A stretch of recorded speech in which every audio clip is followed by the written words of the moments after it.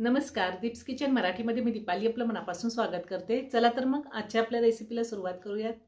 आज मी तुम्हाला झणझणीत आणि चमचमीत असं तेलावरचं वांग करून दाखवणार आहे। तर त्यासाठी आपल्याला काय साहित्य लागतं ते आपण पाहूयात। मी इथे 250 ग्रॅम वांगी घेतलेली आहेत आणि वांगी मधोमध अशी कट करून मिठाच्या पाण्यामध्ये ठेवली आहे।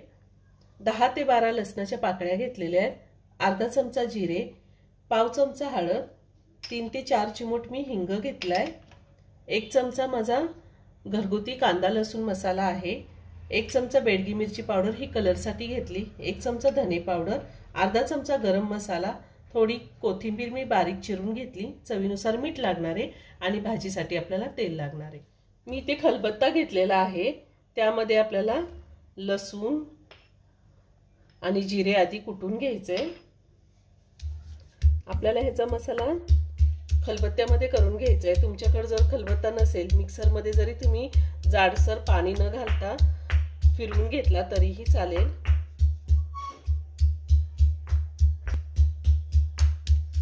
लसूण मी बारीक करून घेतलाय। आता आपल्याला ह्यामध्ये कोथिंबीर घालायची आहे। पुन्हा थोडंसं मी कुटून घेते। कोथिंबीर सुद्धा मी बारीक करून घेतलेली आहे।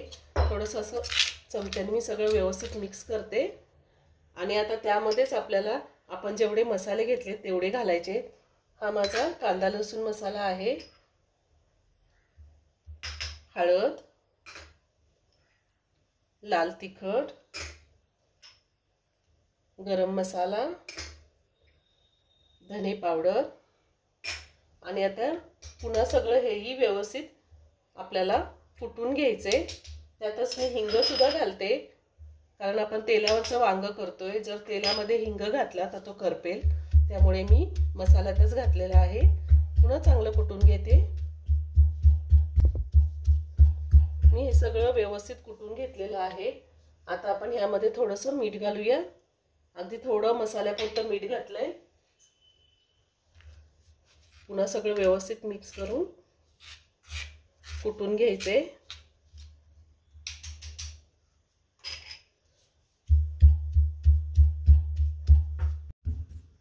आता हा मसाला कुटून तयार झालेला आहे।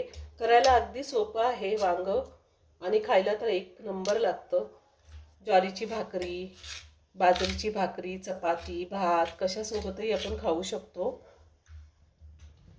मी गॅसवरती कढई ठेवली, त्यामध्ये 2 चमचे तेल घातले। आपण तेल वांग करतोय, तेल थोडं जास्त लागतं। तेल गरम झाले, तेलावरती आता ही वांगी ठेवून घेऊया।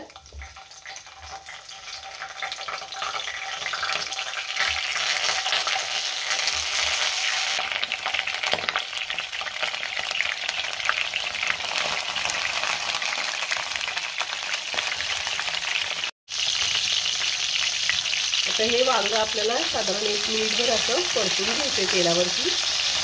सुरुवातीला थोडंसं उडतं अंगावर। 1 मिनिटभर मी चांगलं परतून घेतलेलं आहे वांग। आता गॅसची फ्लेम आपल्याला लोवर ठेवायची आणि झाकण ठेवून साधारण 5 मिनिटं आपल्याला वांग हे चांगलं वाफवून घ्यायचंय। तुम्हाला जर वाटत असेल की वांग खाली लागतंय तर थोडंसं पाण्याचा शिंतोडा तुम्ही देऊ शकता। 5 मिनिटं झालेली आहे। त्या 5 मिनिटांमध्ये मी एकदा वांग चांगलं उलटपलट करून घेतलं होतं। आता पुन्हा आपल्याला वांगी चांगली अशी पलटून घ्यायची आहे, म्हणजे सगळीकडनं वांग एकदम व्यवस्थित शिजलं जातं।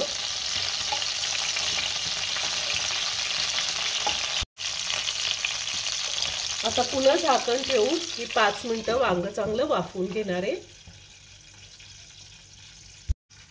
पुन्हा 5 मिनिटं झालेली आहेत आणि वांगी पण चांगली शिजली आहे, छान शिजलंय वांग। आता ही वांगी मी साईडला करून घेते आणि हे जे तेल आहे ह्या तेलामध्ये आपण जो मसाला कुटून घेतलाय हा मसाला चांगला फ्राय करून घ्यायचा, परतून घ्यायचा चांगला तेलावरती, म्हणजे मसाला कच्चा राहत नाही।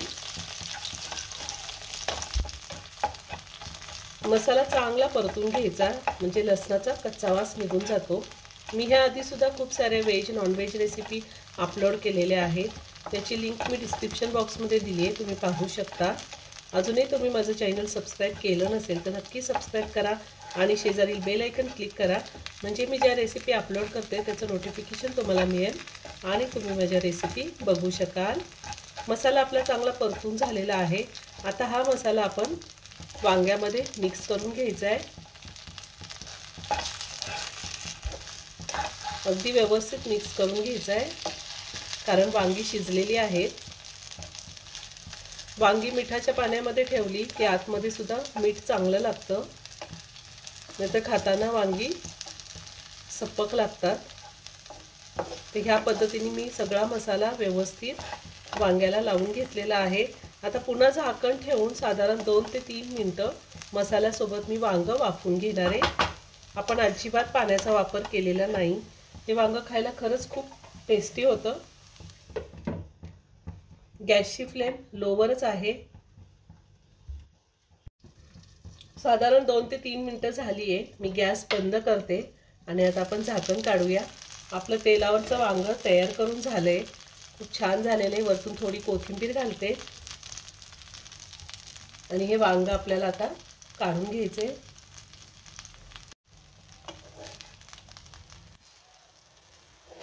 आपण हे वांग प्रवासामध्ये सुद्धा नेऊ शकतो। तयार झालं चमचमीत असं तेलावरचं वांग, खूप छान झालंय। तुम्ही एकदा नक्की करून पहा। व्हिडिओ जर आवडला तर व्हिडिओला लाईक आणि शेअर करायला विसरू नका। रेसिपी आवडली असेल तर कमेंट करून नक्की कळवा।